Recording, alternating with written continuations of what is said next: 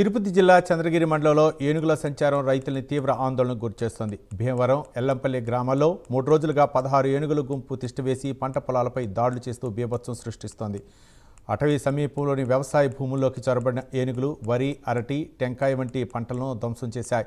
భీమవరం గ్రామానికి చెందిన రైతు మునికృష్ణయ్య యాదవ్ 5 ఎకరాల్లో సాగు చేసిన వరి పంటను ఏనుగులు పూర్తిగా నాశనం చేశాయి.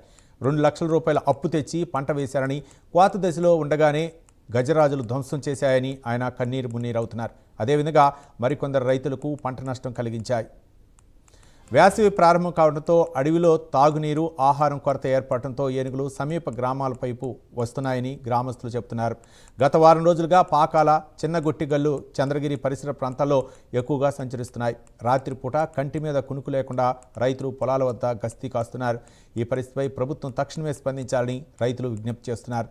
అటవీ శాఖ అధికారులు చర్యలు తీసుకుని ఏనుగులను అడవిలోకి తరలించి పంటలను రక్షించాలని కోరుతున్నారు రైతులు.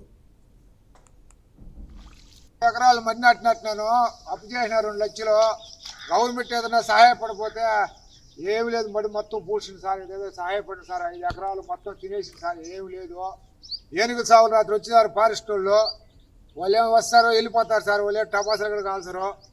ఇది గవర్నమెంట్ వేరే అధికార వ్యవస్థలు మమ్మల్ని చూసి, మేము కౌలు రైతులు 5 ఎకరాలు చేసినాను. 5 ఎకరాలకు 2 లక్షలు అయింది. ఆ 2 లక్షలు పెట్టుబడి కలలేదు సార్. అప్పు చేసి 3 రూపాయలు వడ్డీతో తెచ్చి పెట్టినాను.